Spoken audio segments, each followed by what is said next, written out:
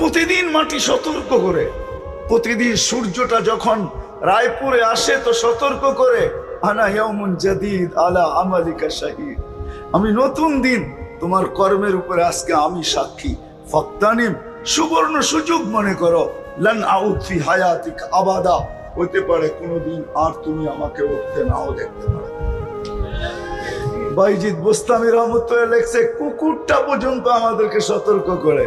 অপরিচিত লোককে দেখলে কুকুর আওয়াজ দেয়, ঘেউ ঘেউ শুরু করে, আসলে ও ঘেউ ঘেউ করে না, ও বলে ইবনা আদম আনকিস নাফসাকা মিন গাযাবিল জাব্বার, ও মানুষ তোর নিয়ত যদি ভালো থাকে তো ভালো, আর যদি নিয়ত খারাপ হয় তাহলে শুনে রাখ আল্লাহর গজব কিন্তু আসবে, তুই সইতে পারবি না। কুকুর পর্যন্ত সতর্ক করে আমাদের।